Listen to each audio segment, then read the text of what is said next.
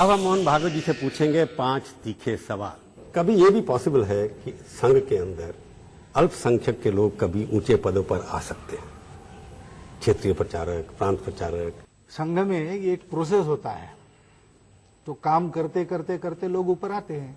अपने हिंदू राष्ट्रीयता की पहचान लेकर काम करने वाले कार्यकर्ता जैसे जैसे बनेंगे वैसे भविष्य में हो सकता है। अल्पसंख्यक का कोई भी व्यक्ति आ सकता है। उसमें कोई रोक नहीं है संघ में। कहीं लगता है कि आपको कुछ समय आने वाला है जिसमें लगता है कि आप इतने फ्रस्ट्रेट हो जाएंगे पॉलिटिकल करप्शन से कि बीजेपी और आरएसएस में जो आइडियोलॉजिकल यूनिट बनी हुई है रिलेशनशिप वो खत्म होने की हो सकती है। अब ये ऐसा निगेटिव क्यों सोचना? उसके पहले सीधी बात, 5 तीखे सवाल है ना। मैं सीधी बात कह रहा हूँ ना, उसके पहले जमाने में परिवर्तन आके ये करप्शन का माजरा ही पूरा व्यक्ति नष्ट जो बनती जा रही है पार्टी, वो भी सब समाप्त होके वो सामूहिकता वाली और एक पार्टी विद डिफरेंसेस जो वैचारिक संबंध खड़ी हो जाएगी। ऐसा हम सोचते तो इनके वैचारिक संबंध जो आपके हैं वो टूटेंगे नहीं, ऐसा लगता है? नहीं, क्यों टूटेंगे? उसी स्थान पर मंदिर और मस्जिद दोनों बन सकते हैं, आपको लगता है संभव है? इससे अखंडता एकता नहीं होगी। नहीं, मैं ये पूछ, आप अपने सामान्य समाज का स्वभाव समझ कर चलिए। बहुत प्रेम से वहां राम मंदिर बनता है तो हिंदू मुसलमानों के झगड़े समाप्त हो जाएंगे।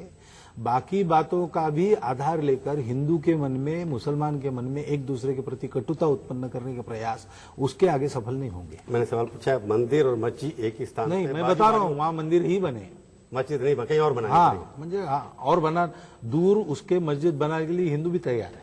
अच्छा, दूसरा एक पॉलिटिकल सवाल है कि आपके स्वयंसेवक राजनीति में बहुत हैं और अच्छे स्वयंसेवक रहे, सफल रहे। लाल कृष्ण आडवाणी के ऊपर के सबसे सीनियर स्वयंसेवक वही है इस वक्त, बहुत लोगों से सबसे। आपको लगता नहीं है कि वो एक अच्छे स्वयंसेवक हैं परंतु असफल नेता हैं इस वक्त?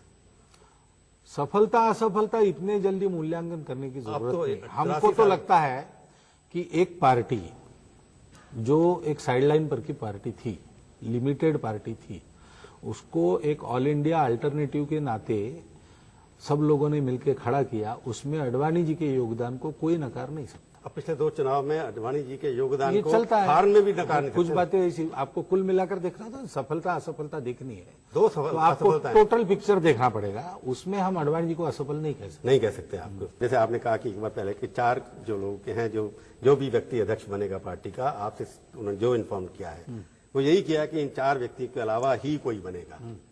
कोई बात है ना?